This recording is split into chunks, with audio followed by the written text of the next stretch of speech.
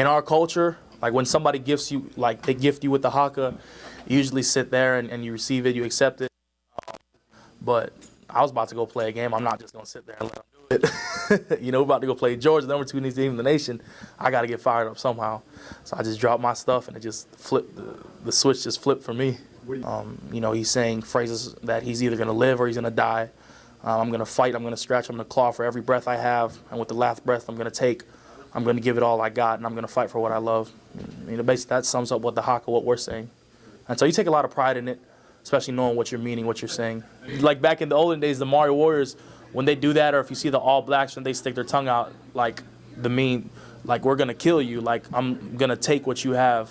And so when I finish the haka, when we finish the haka and I stick my tongue out, like whether, not to my dad, of course, but, like for the Georgia game, like I'm coming.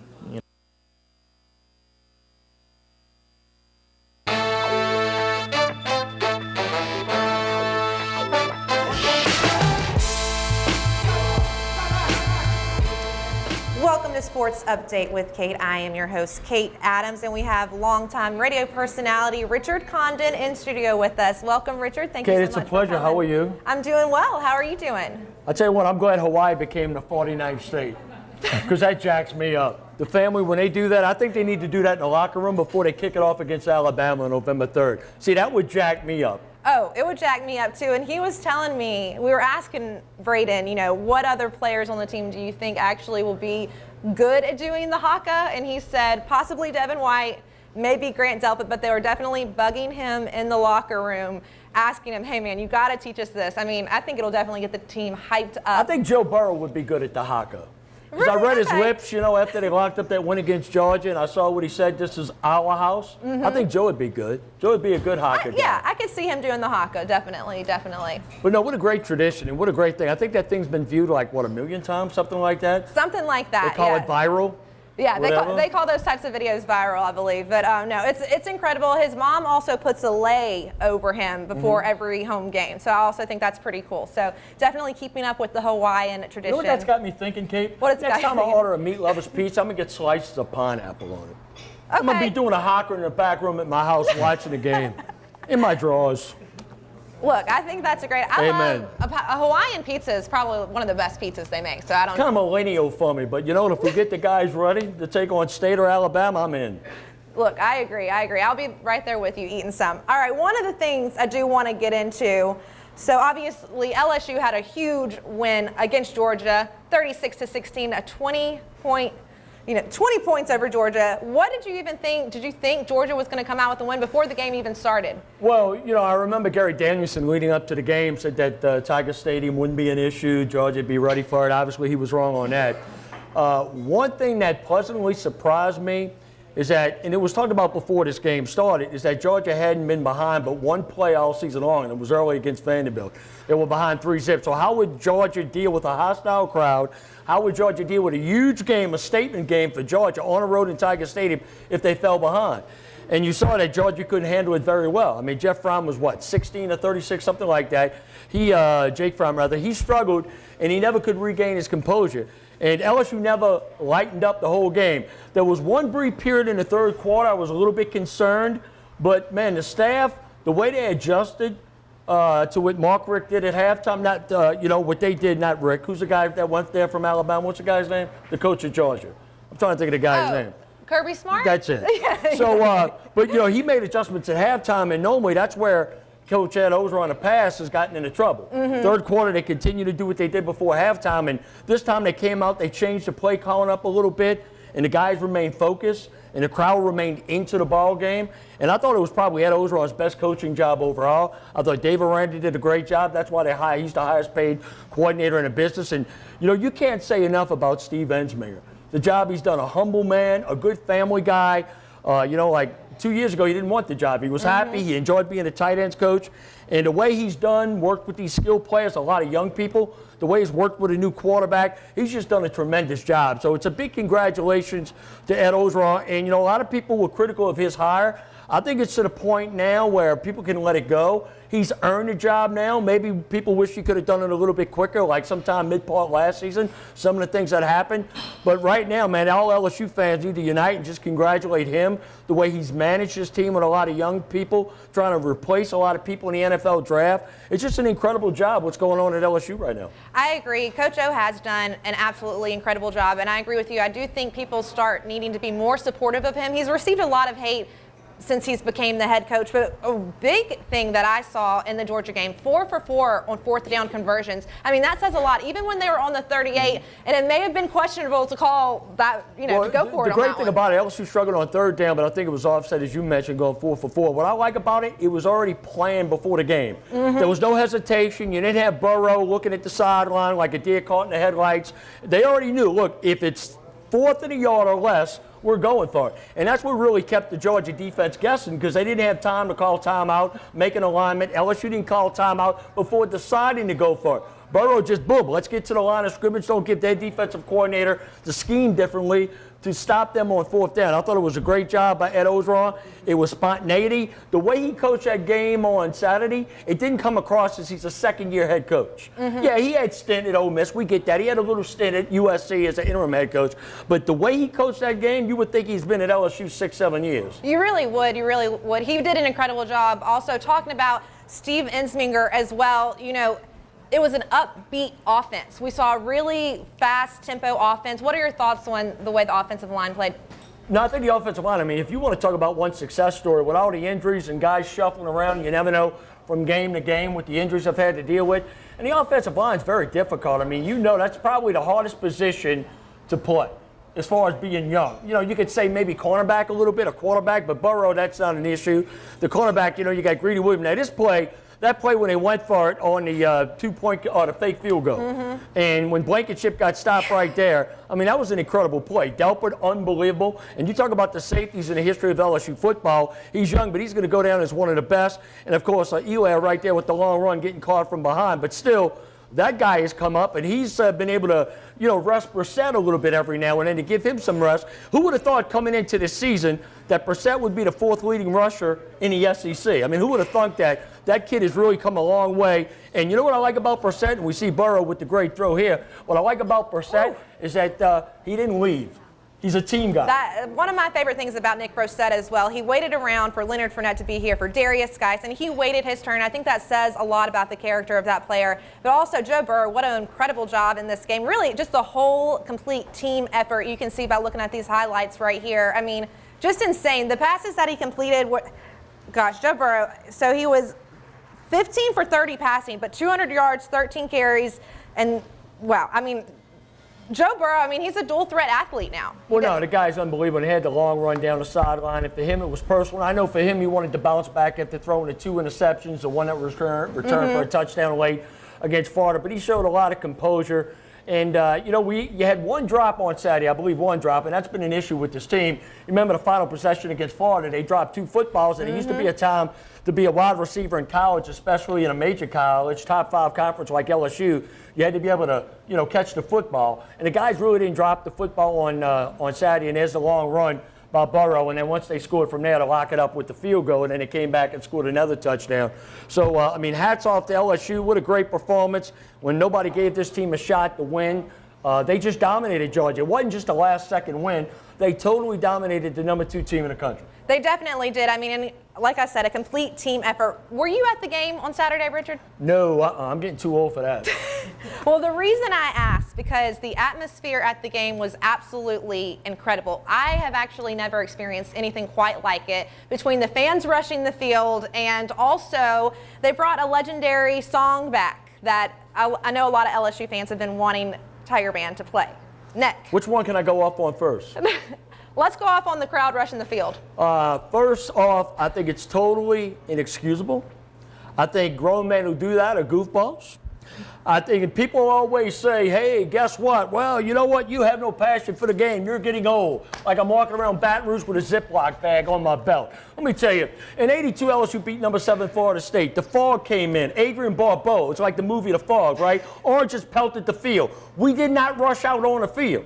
Because you know what? Back then, we didn't curse in front of our dates so they wouldn't date us again. It was a different world. And for all of these people coming out and saying, well, these young people today, they didn't have anything to celebrate. You know, it's been a long time for them. Let me tell you, you want me to compare the last couple of years of LSU football to the late 70s and early 80s? There wasn't much to celebrate. But we still stayed in the stands because we acted like our grandma was sitting behind us and our daddy was right here. You got to put, when they play for 3 national championships in 15 years, the program is way above rushing the field. All you're doing is cheapening the program. You need to act like you've been there. And if you're going to rush the field, I guarantee you, every student that rushed the field, maybe 1% could name 2 starters on the Georgia team. They have no clue. And they rush in the field doing their little selfies and being cute and all of that stuff. Stop acting like goofballs. Act like you've been there. And it's not an old man thing, and it's not a, well, you're getting old and you don't remember when you were young. Didn't rush the field in 82, wouldn't have rushed the field in 79 when they lost to USC and #1 Alabama in close games. Would have stayed in the stands, would have let my girlfriend walk out in front of me, we would have went to Tigerland, got ripped, rode the mechanical bull, I would have drove her back to her dorm or apartment, opened up the door, and made sure she got in safely. And we wouldn't have rushed the field. And it has nothing to do with age. It has everything about how you were raised and having a little self-respect for yourself. You follow me? I follow you. I follow you. I actually have a lot of respect for what you said. I agree. I love all the, courtmanship that you talked about, that you would, how to treat a lady. It's definitely the way you should treat a lady. Can I ask you a question? Yeah, you can ask me a question. You're a young, beautiful, successful lady, right? Well, thank you. You're getting into this business, you'll have great success. If you had a date, okay, and your date started dropping a B word when a man was going to play the neck, or after an official or something, what would you do? Would you tell your date, bring me home? Would you tell your date, please call me again because I think I'm in love with you? You sound like a class guy. I want to introduce you to my mom and dad. What would you do, Kate?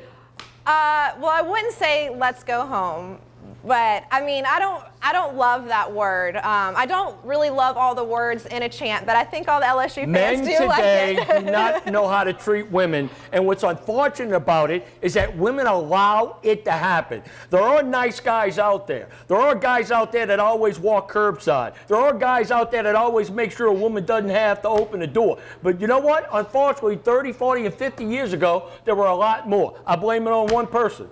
The adult responsible for that young man. Bottom line, no excuses. Well, look, I agree. It's always nice to be treated like a lady. And as far as the rushing the field, a lot of people were falling, tripping. There was a lot of mishaps with it. And, LSU did get fined $100,000. We'll talk a little bit more about that when we come back. We'll also talk about some of the running backs, the wide receivers, and some more things that we saw from the Georgia game. We are here at Scoreboards, 10655 Coursey Boulevard. Come visit us, get all the food, all the good tailgate food you could ever want. Watch all the games. They've got a ton of TVs in here. We'll be right back.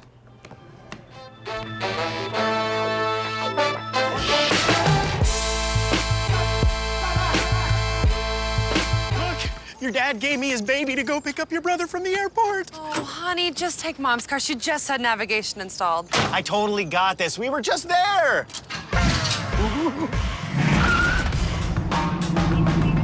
Hey, isn't that... Yep. I'll program the airport in, just in case. You don't need a new car to have new technology. Mike's Audio, conveniently located on Airline Highway near the corner of Bluebonnet. Are you ready for this year's formal events? Weddings, homecoming, Mardi Gras, prom, pageants. Debbie's Bridal is having an inventory blowout sale. Don't be left out. Prices range from 20% off to 80% off. Happening now. Debbie's Bridal, Burnside in Gonzales.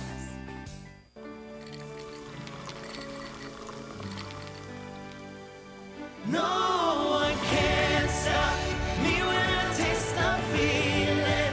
Nothing could ever bring me down. Nothing could ever bring me down.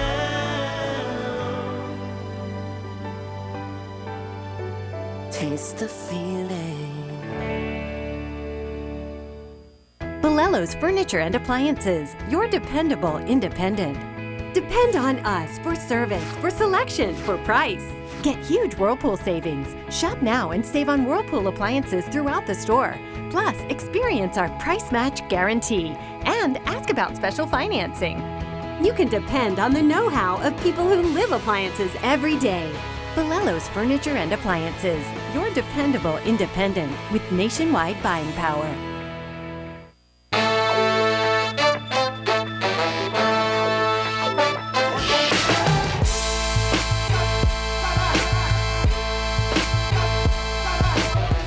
Welcome back to Sports Update with Kate. I am your host, Kate Adams, and we have the wonderful longtime radio personality Richard Condon with us. Thank you, Richard, so much for joining us. My pleasure. I'm not invited many places by many people, so I'm thoroughly enjoying every second of this. Well, I think everyone here is too. Reminder that everybody can come out and watch these shows live. We're here at Scoreboards, right off of Corsian Airline. They've got great tailgate-style food, literally every sports game or just anything that has to do with sports on every single TV. We've got TVs surrounding us, so this is a really great place to come and watch all the sports. Can I say something? Yeah, of course. I need to apologize because I'm remiss because I don't normally come to this part of town, and this is gorgeous. This is one beautiful sports bar. I mean, I love the garage style doors, the whole bit, the window. I mean, this is really nice. So, you know what? I'm going to make the drive from where I live to come here, enjoy a game, enjoy a good burger, a couple of cocktails. This is pretty. Real nice. Yeah, really pretty. And there's all this type of sports memorabilia around, too, that Right. you can look at. It's got some great stuff. So everybody come out and join us next time we're here. Okay, I want to dive in to some of the running backs over at LSU. Let's first talk about Clyde Edwards-Helaire. What did you think of his performance on Saturday? I thought it was huge, you know. I mean, here's a guy, you know, out of Catholic High who didn't have a whole lot of experience, and, you know, it's been a Brissett deal, even though he's had some carries in crucial situations. But, I mean, that was a huge run. I mean, to continue with the momentum when he got down to like the 5-6 yard line, I mean, he's tough. He holds on to the football. I like how he protects the football. He knows his limitations. He's not afraid to run over people. I think he's a great running back. I mean, he's a running back that'll get better, obviously, per carry as the stage becomes bigger and bigger, like against Mississippi State, to continue this momentum. I like in Alabama. And what he did on Saturday just proves that in a big game situation, he can step up. Certain players, they can't do it in key situations. When the spotlight's on and everybody's watching them, they can't take the pressure. They can't handle it. And he proved on Saturday he can do it. So congratulations to that young man. Exactly, and he definitely, you know, when you first look at him, he's not a very big guy. He's kind of a little bit shorter, and he's not super buff, but man, I mean, he ran some incredible plays on Saturday. He had 19 carries for 145 yards against Georgia. So he's one of 5 players, and maybe more than 5 players at this point, that have rushed for over 100 yards so far under Coach O. Yeah, I got to share a real quick story. You know, going for the old timers out there. I remember it was the summer of '82, and they had the Louisiana High School All-Star football game, right? And they used to split. It used to be played in Lafayette, in Tiger Stadium. It was played in Lafayette that year. And I'll never forget it. I said, well, you know, I was dating my wife at the time, so her smaller brother, her younger brother, I took to the game in Lafayette, and they had a freshman, well, he would be a freshman at LSU. He signed with LSU, Dalton Hilliard, out of Patterson High School. So I'm sitting there, and I'm seeing Dalton Hilliard, like, in this all-star game, and that's the year LSU signed Gary James, who the late Peter Finney said he would be the next Tony Dorsett. And I'm going, man, Gary James decided not to play in the game. I said, Dalton Hilliard? They signed this kid, he had like 4 carries for 6 yards, 2 fumbles. I'm going, this kid can't play at LSU. And thus the rest is history. My point is he was 5'8", had huge thighs like redwoods. But he wasn't really fast, but he kind of reminds me a little bit, Eli reminds me a little bit of him as far as they build strong, powerful guys below the waist. I'm not saying he's ever going to be a Dalton Hilliard, because Dalton Hilliard was special, one of the greatest running backs to ever play at LSU. But he's got that kind of tenacity about him. He's a big game performer. And he sure performed like you would expect from a kid who's got unbelievable potential. I agree. And one of the things that Clyde was saying, he said he's more of an east to west runner, that Nick Brossette really complements him, and Nick Brossette's kind of a north to south runner. So if you've got them both on the field, they complement each other. Nick Brossette also had an incredible game. He's had some games so far this year rushing for over 100 yards. This game he didn't do it. He only had 16 carries for 64 yards and a touchdown, but still an incredible You know what I mean? performance by Football him. players are football players, but so often, and I'm critical of them, when they get into trouble, they don't make a commitment. All a man has is his word, okay? Business-wise, relationship-wise, that's all a man has. And the way he was raised, God bless his family, whatever that situation is, because you know how often, we saw it before the season with 2 quarterbacks, how often the kid takes his ball and goes home. You know, when we used to play pickup games, you know, I'm not picked first, so I'm going to take my Duke football and go home. I'm going to take my little Harlem Globetrotter red, white, and blue basketball and go home. Brissett could have easily did that. He could have transferred to an FCS school and played immediately and being the stud. He waited his turn behind Fournette. He waited his turn behind Darian Geis. So for him to be that team guy, for him to not be self-centered and understand the big picture. And what Nick Brissett has done is come in, been LSU's featured back, and I salute him because of the way he's raised, and I salute him that, you know, when you make a commitment to a school, you make a commitment to your team, I honor that. We need more young people out there that not take the quick fix, to stay in there, prove that you're worthy of starting at LSU, and the young man did. So all the accolades and all the success that comes Brissett's way, it's a tribute to the way he was raised and the young man he is. So I salute him. I salute him too. I definitely think it says a lot about his character, the fact that he stuck around and waited his turn. I mean, and just you can tell every time that we interview him, he's a super humble guy. You can just tell any question you ask him, he's more than willing to ask it. And he's definitely a team player, and a lot of his teammates, I believe, look up to him. So there was one game this season, I forget which one it was, but him and his mom were hugging one another, like on the sideline, and I thought I was watching E.T. when his finger started glowing, or old yellow. I mean, it was unbelievable. Adrian, you know, I thought I was watching Rocky. When I see that mom-son stuff and that family stuff, man, I get emotional. So, I mean, good for him. And when he had that long run against Miami, I didn't think he had it in him. Because there was a couple of games last season against nobodies that he got caught from behind by a linebacker. And I'm going, this kid don't have the speed to be a running back in the SEC. He's proven me wrong and a lot of people wrong. He is a featured back, and I don't think anybody thought he could be one coming into this season. He has definitely planted himself as that star running back, I think, for LSU, along with Clyde Edwards. I think the two of them together makes LSU basically really unstoppable in that sense. So really glad to have him on. Another guy I want to bring up, Justin Jefferson. You know, his brother was a quarterback at LSU. He is a legacy, but he's done an incredible job so far this season. And you know, the Jeffersons have taken a little criticism over the years, especially the quarterback. And again, it's another family from Louisiana that loves LSU. They know their sons will probably remain at LSU, graduate from LSU, get a job in the community, and over the long haul, you know, one thing I've always said, you know, these kids that under Holman left to go play elsewhere, I got it, okay? These kids, when LSU was losing year in and year out, wasn't going to bowl games. I would always say, as a young man, you owe it to your community and you owe it to your state school. That's just, you know, who I am. Well, these Jefferson kids decided that LSU was their place. And what I tell young people all the time, if you're going to leave LSU, if you've been offered by Georgia and Alabama and Florida State and all these schools, you better make sure when you leave and you go there, you have a successful career and you don't blow out a knee or have concussion problems where you can't play anymore. Because that kid who signs at LSU and stays at LSU, okay, and maybe never sees the field besides special teams or late in the game against an in-state opponent, when that young man leaves LSU after his playing days are over, he'll have job opportunities out there. When a young man turns his back on LSU and goes to a Texas, a Florida State, an Alabama, Ohio State, and he goes there and he never breaks it, the depth chart. He doesn't get in the ball games, and he just kind of like fades away. And he comes back to Louisiana, who's going to get that plant job? Who's going to get that pharmaceutical rep job? Who's going to get that job selling supplies to warehouses and things like that? It's going to be that kid who went to LSU. So that's fine. You think going to Georgia is great. You think going to Alabama is great. You better go and make something of yourself, because if you don't, they're going to hire that Alabama kid who never amounted to anything within that program when it comes to where he's going to work in the future. I totally agree with that. Actually, I know a ton of former coaches and athletes, and that does ring true exactly to what you're saying. They come back here to Baton Rouge, they're still treated like they're still playing football for LSU currently, and they get a ton of opportunities. So we definitely love when people stay here, play for our state, and, you know, are just really passionate about the LSU Tigers. And I think Justin Jefferson really is. He's still young. We still have a lot more to see from him moving forward throughout the season.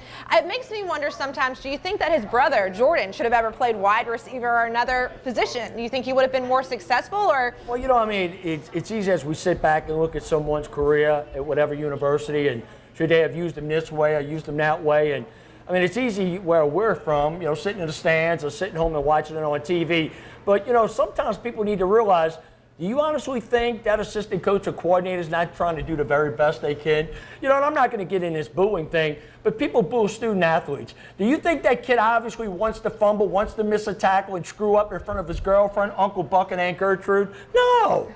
I mean, think about it. That kid doesn't want to mess up. It's just like playing bitty basketball. You don't want to miss that free throw because you know daddy's right there. And you know you're going to get teased in the neighborhood when you're digging for china or rolling doodle bugs up and flipping them. Nobody wants to look bad in front of their peers. So that's why when these adults in the stands start booing kids and they go, I'm not booing a kid, I'm booing a coach. Guess what? That coach ain't hearing that. Those kids are hearing that. So stop booing. No young man wants to embarrass his family or embarrass himself in front of 102,000 people, and no matter how many people are watching across the country. And those kids are young men are doing the best they can. They definitely are doing the best they can. And look, I totally agree with you. I don't think booing is right in any situation that you're in, especially when you're dealing with young men. The only place booing is okay, and I'm a proponent of it, is Metro Council meetings. That's the only place. Oh, man. Well, look, we are going to take a quick break, but I want everyone to come out and visit us at Scoreboards, watch all the games that you could ever want, eat some good tailgate food, come hang out with Richard and I. We'll be right back.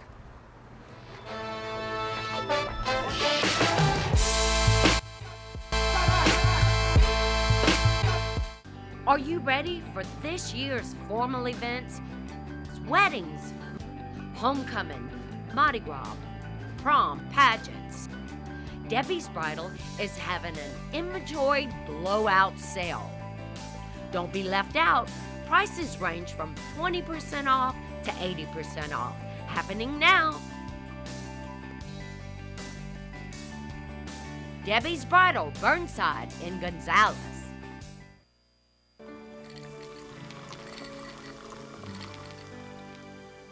No one can stop me when I taste the feeling. Nothing could ever bring me down. Nothing could ever bring me down. Taste the feeling. Bellello's Furniture and Appliances, your dependable independent. Depend on us for service, for selection, for price. Get huge Whirlpool savings. Shop now and save on Whirlpool appliances throughout the store. Plus, experience our price match guarantee and ask about special financing. You can depend on the know-how of people who live appliances every day.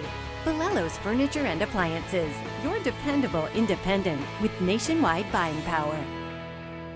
Look, your dad gave me his baby to go pick up your brother from the airport. Oh, honey, just take Mom's car. She just had navigation installed. I totally got this. We were just there.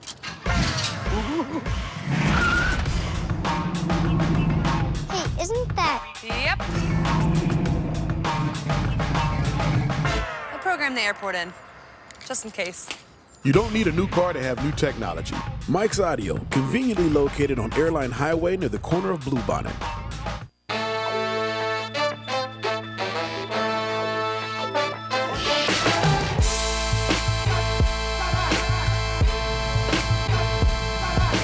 Welcome back to Sports Update with Kate. I am your host, Kate Adams, and I have a special guest here with me today, longtime radio personality Richard Condon. Richard, thank you for being here. You're welcome, Kate. I'd like to take this part of your show if you don't mind. That's fine. That's Please fine. work with me on this one. I'll work with you. See, you know, if LSU would have beat Florida, College Game Day would have been in Baton Rouge. Well, if LSU beats Mississippi State, you know, College Game Day is going to be here for the Alabama game. Okay. So then you know what's going to happen? See, we're like 18-ish, give or take a day or two, when that game's played on November 3rd.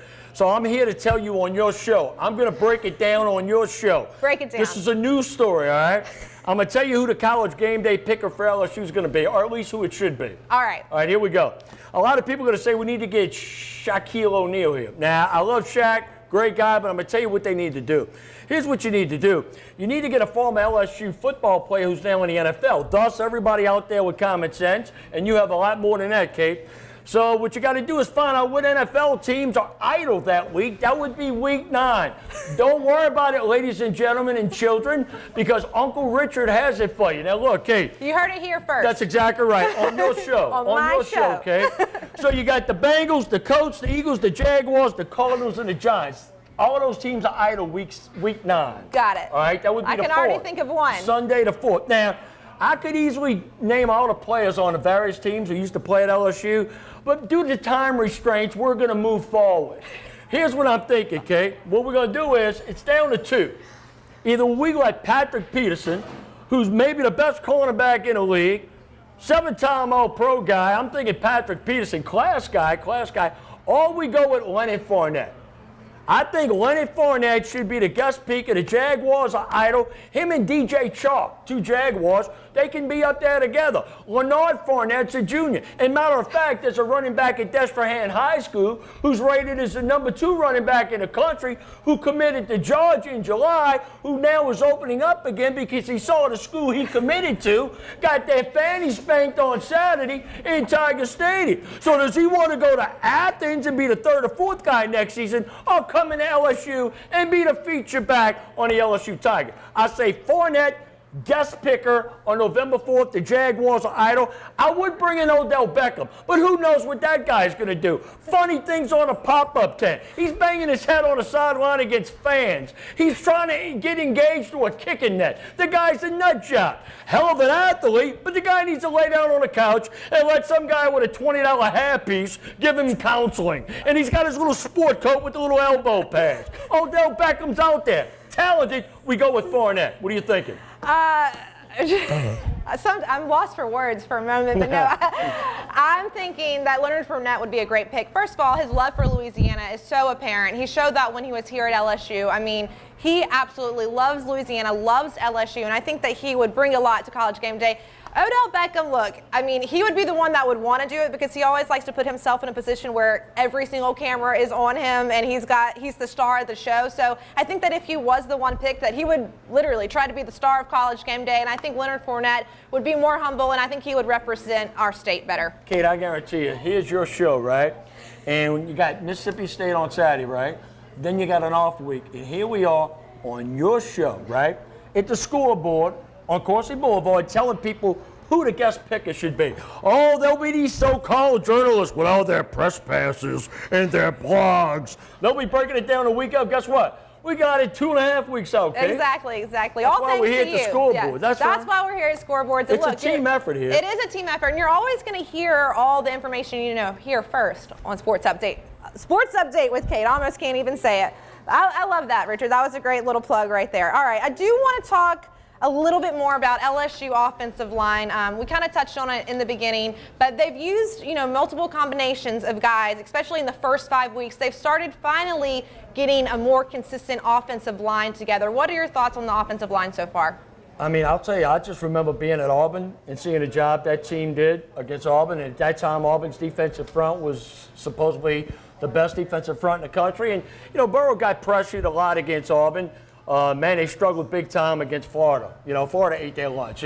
But for them to bounce back the way they did, and it's like life, and no matter what walk of life, it's what have you done for me lately?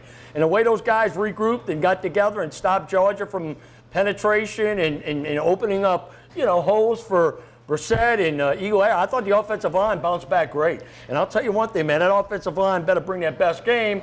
State dominated them on the line of scrimmage last year on both sides of the ball.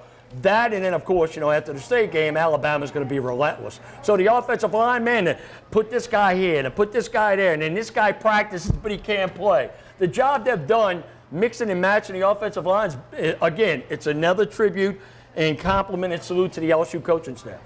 I agree. The offensive line did an incredible job against Georgia. They did struggle a lot against Florida. And one of the things that they would say in the press conferences, Coach said it, also a lot of the players said it, they were pissed at themselves after Florida. I mean, the offensive line actually took it upon themselves and felt like they were one of the reasons that they did lose against Florida. They were super upset, and they all came together and they were like, look, we're not doing this again, and we can't do this again and play the way we did play against Florida. One of the more impressive things is, you can test somebody's true character when you get late into the game, when you kind of get tired, you get a little bit fatigued.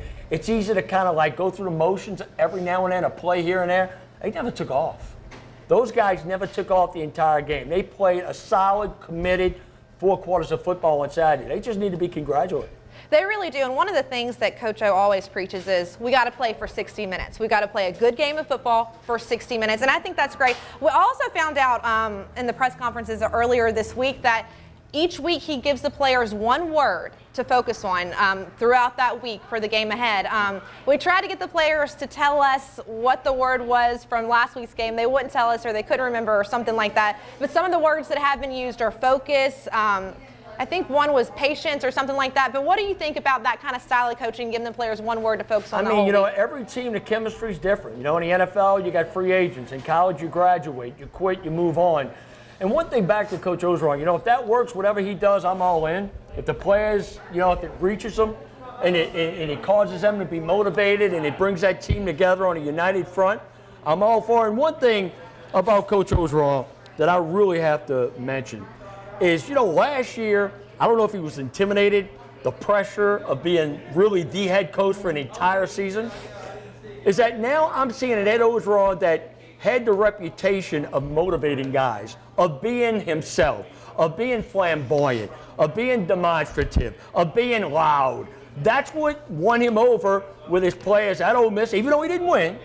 That's why his players loved him when he was at Miami, those great Miami teams. Those guys would have done anything for Ed Orgeron because Ed Orgeron was that guy from the Bayou who you wouldn't want to start a fight with and you always wanted in your corner. We missed that Ed Orgeron last year. That's the Ed Orgeron that LSU fans wanted. When Joe Oliva announced that he was going to be the next head coach at LSU, you're getting that Ed Orgeron now, and you see how his players are feeding off of. You definitely do, and the players, they say it. They say we go from the top. It all starts with Coach, and it starts with his energy and everything that he says to the players. So he's done an incredible job so far this season. I agree with you. Last season, we saw a different type of Coach O. It didn't really seem like he was himself a lot of the times. And one of the things I also thought was he was just so excited to become LSU's head coach and hold the title that he had that I almost think that the excitement was a negative for him because he was just, you know, this is a job that he's wanted for his whole life. He finally got it, and he was just kind of living in all the glory of becoming the head coach instead of really taking it super seriously. Okay, I'm going to go real old school. Tommy Chrysan will know this. Ed Orgeron, when he was at LSU, you know, because initially he played at LSU briefly, and then he left. But I will say, I remember seeing Ed Orgeron. Back then they had JV games. Did you know that? I had They played at Bernie Moore Stadium, JV games. Ed Orgeron was on the team as they played a Wednesday afternoon game at Bernie Moore Stadium against the University of Houston. It was a JV game. We would just sit there, we'd go to like the Long Branch, which became Murphy's, and I don't know what it is now, and we'd get hammered, 25-cent draft beer, and just go into Bernie Moore Stadium. Go Tigers! True story, they had JV games, that was you. That's when you went to baseball games? Seriously, the old box? You may have had like 3 Pakistani kids just studying for an exam. There wasn't nobody there. The old days. The old days. I kind of wish I would have been there to relive some of those experiences. No, enjoy your youth. Enjoy your youth. Enjoy my youth. Well, we are going to take a quick break. We are here at Scoreboards. There's a ton of great games on all of these TVs, lots of sports that you can watch here. They've got great tailgate food, a great atmosphere altogether. So come visit us, 10655 Coursey Boulevard. We will be right back.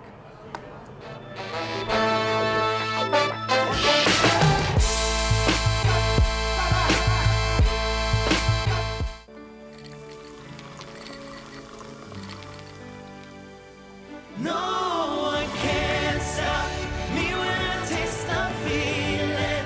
Nothing could ever bring me down. Nothing could ever bring me down.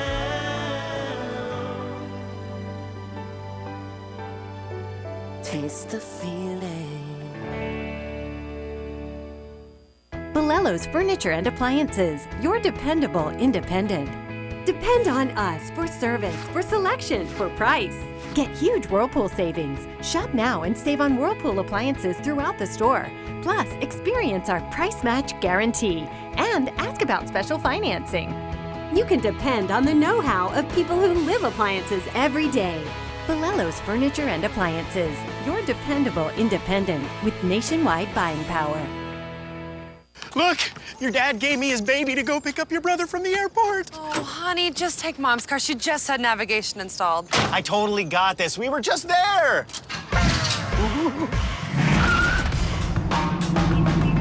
Hey, isn't that... Yep. program the airport in, just in case. You don't need a new car to have new technology. Mike's Audio, conveniently located on Airline Highway near the corner of Bluebonnet. Are you ready for this year's formal events? It's weddings, homecoming, Mardi Gras, prom, pageants. Debbie's Bridal is having an inventory blowout sale. Don't be left out. Prices range from 20% off to 80% off. Happening now. Debbie's Bridal, Burnside in Gonzales.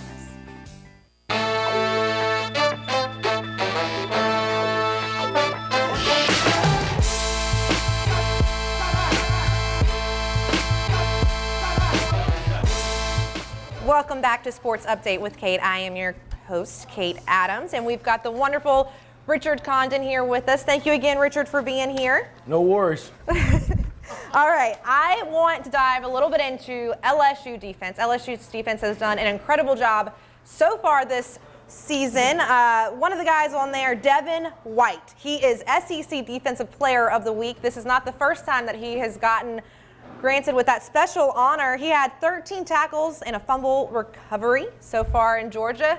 Just talk a little bit about Devin White, what you've seen from him so far this season that you really like. You know, he kind of reminds me, his athletic ability, of a guy who played at LSU, Michael Brooks.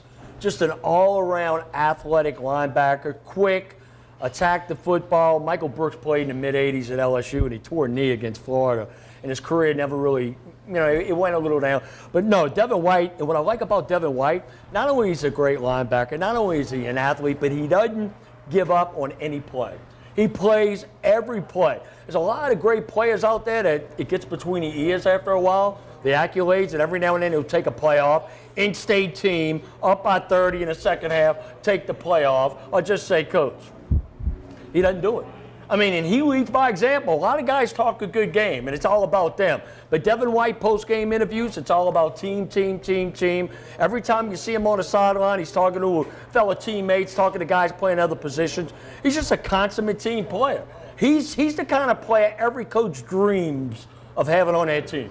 He really is. And I don't know, did you get a chance to see the hype-up video that he was talking to all the rest of his teammates before the game? Did you see that video? I did not. But, this isn't the first time that he's gone out and talked to the other teammates of his to get them hyped up and to make sure that their head's in the right place. One of the biggest parts of the game, at least to me, is I think the mental aspect of it. I mean, it plays such a huge part. What, as a leader on the team and just the mental aspect of football, what do you think LSU's done so far as where their head's at? Well, you know what? At first, in the beginning of the season, I was a little bit disappointed in, Greedy Enfield.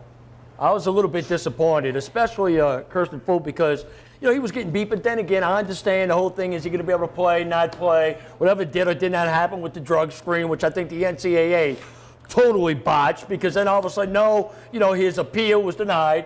Then days later, oh, no, he can play. So that goes to show you that maybe they need to rewrite that protocol. Fulton struggled early. I think he played his best game against Georgia. What a game. And, Greedy's greedy. Exactly. And now they're getting to the point, and it's so subjective, Nobody can watch the best, all cornerback tandems in the country of the 127 FCS schools.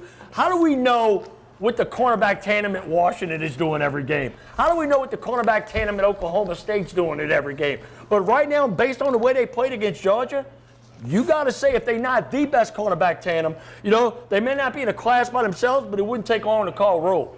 And if there's any time for this cornerback tandem to totally come together, it's going to take a few games, obviously. You got this guy who's never played before against a sophomore All-American in Greedy. Man, they shut down Georgia, and if they continue playing like that, imagine next year. No, I can't even imagine, and I agree. Greedy is definitely greedy. Did you see the pick that him and John Battle were both going for? Battle got it, but did you see that one? Yeah, I saw that, and it's kind of like Greedy went, what happened? And all of a sudden, yeah, I saw that, but hey, that was a good play. And, for both of those guys to stay focused and not lose track of the football when they're right there, it was just, and, we talk about the game against Georgia, which you couldn't do. Well, first off, you couldn't come out in the second half and go night-night. Secondly, you couldn't turn the football over, which they didn't, and you can't commit stupid penalties. Because there's been a number of times this season, stupid penalties. You know what I mean? Face masks, unsportsmanlike conduct. and only had 2 penalties the whole game. I mean, that's incredible, considering how loud it was. Noise is noise. And you still got young people on that offensive line jumping and that sort of thing. And you still got silly penalties because the Georgia players were drawing back and forth. It would have been easy for an LSU player to get involved like we saw Greedy Williams a couple of games ago at home. What are you doing, dude? Let it go.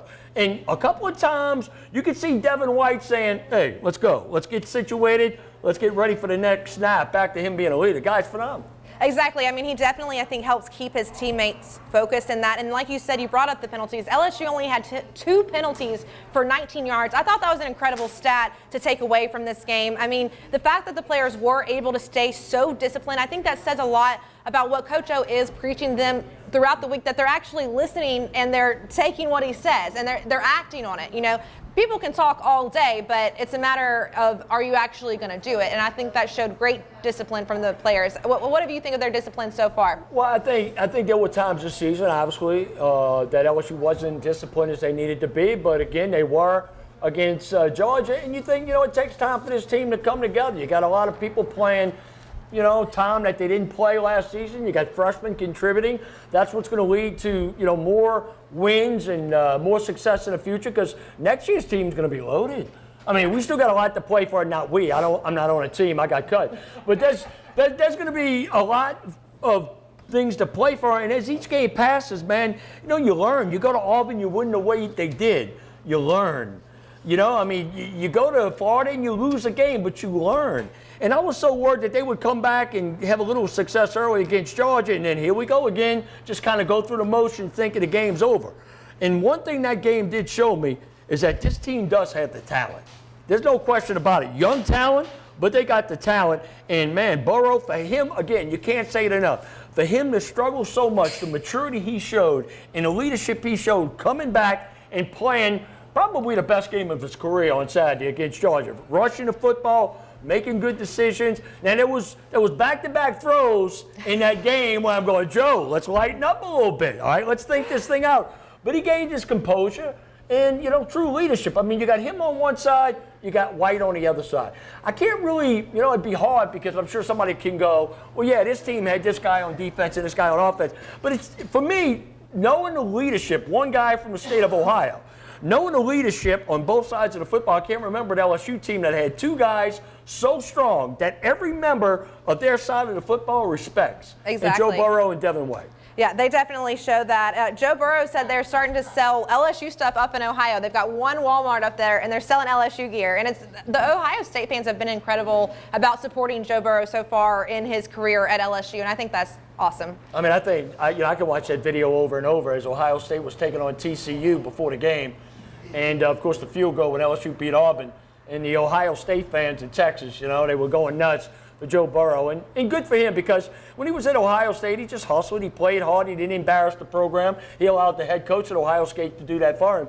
And the thing about it is they love him because he was just a good guy. And he had to understand that, look, if I want to play big-time college football, Ohio State's not my place. But he handled it with class, because if he wouldn't have, the fans up in the state of Ohio wouldn't follow him right now. And they wouldn't have a breakfast dish on the menu in his hometown. And by the way, did you know this? Right now, the #1 Halloween costume that the boys in his hometown are dressing up as is an LSU football player, and the little girls are dressing up as LSU cheerleaders. That is precious. Because of Joe I Burrow. just love that. I think it's a great story. It really is. I don't know if you're joking or if you're I'm being serious. I don't joke. That's why a lot of people don't like me.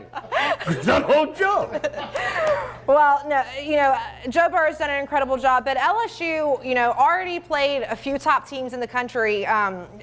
I think this is their 5th time going up against a top 25 opponent. They've played number 8 Miami, numbers 7 Auburn, Florida, and Georgia. I mean, they're 3-1, up against top-ranked opponents, which is incredible. But they've got a big gauntlet of a schedule coming up. They've got Mississippi State, then they have a bye week, then they've got Bama. They've got a crazy schedule coming up. Cole Tracy had something interesting to say about their upcoming schedule. We're going to look at it right here. All right, here we go.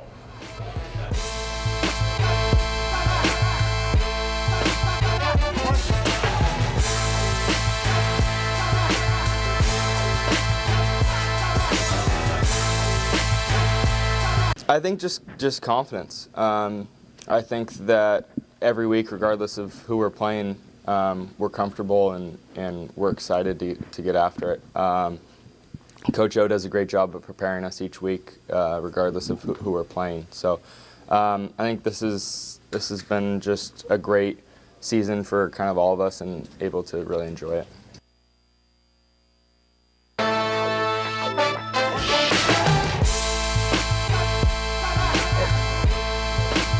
Okay, well, we saw that interview right there with Cole Tracy. Basically, you know, I think one of the things that I at least think is going up against some of those top-ranked opponents has helped LSU, and it helps prepare them going up against even bigger guys like number 22, Mississippi State. What are your thoughts, what they've got going on for this upcoming game this weekend? First off, I mean, LSU was embarrassed last year by Mississippi State. And, you know, a man's always challenged when you go in a parking lot and it's fist to fist and nobody's running to get a knife and a gun. You know, that's old school. Just let's go at it. And Mississippi State dominated them on a line of scrimmage last year. So it's personal pride now. You got beat. That's why I don't think there's going to be any letdown, because they know how embarrassed they were last year in Starkville. They got manhandled. Absolutely. So the guys are going to want to show up and perform. And I think it's to the point now where all of this national attention, they know what's on the line. Look, it's still a long shot, but it's one thing when you go to bed at night and all your dreams are still in front of you. All their dreams are still in front of them. Yeah, they can play for a national title, far-fetched, I get it. But who would have thought at this point LSU would have beaten 3 top 10 teams? Who would have thought that LSU would have beat Georgia by 20 points? Nobody. So let's keep hoping. So, I mean, they got all their dreams. So, I mean, right now you look at this football team, and if they continue this is one of the more surprising, this is the story in college football this year. This is the story. And you know what I'm wishing? I'm wishing against State. I'm wishing against Alabama. I'm wishing these national announcers, the color analysts on these broadcasts, stop saying that the other team's got an advantage when it comes to a coaching standpoint. I was with you up into the Georgia game. I was with you. But now you got to say, hey, their coach, LSU's coach. Don't automatically go into every game the rest of the season, give that team, let's break it down. Who's got the advantage? Coaching the other team. We're past that point now. Look, I agree, and Coach O's done an incredible job. We have to take a quick break. We will be right back.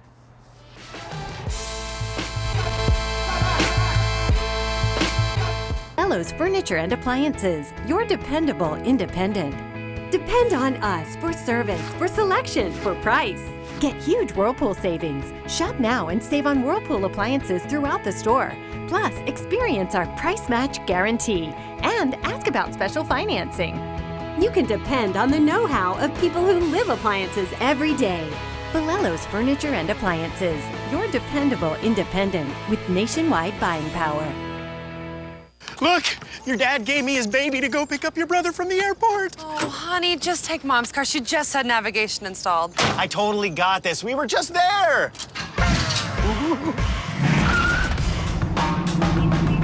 Hey, isn't that... Yep.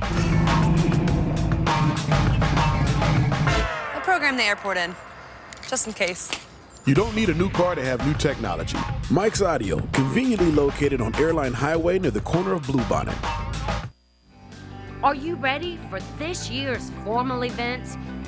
Weddings, homecoming, Mardi Gras, prom, pageants. Debbie's Bridal is having an inventory blowout sale. Don't be left out. Prices range from 20% off to 80% off. Happening now. Debbie's Bridal, Burnside in Gonzales.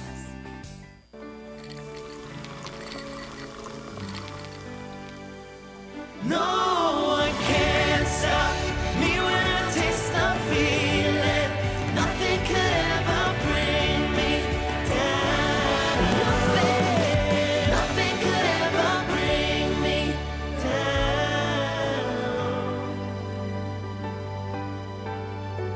Taste the feeling.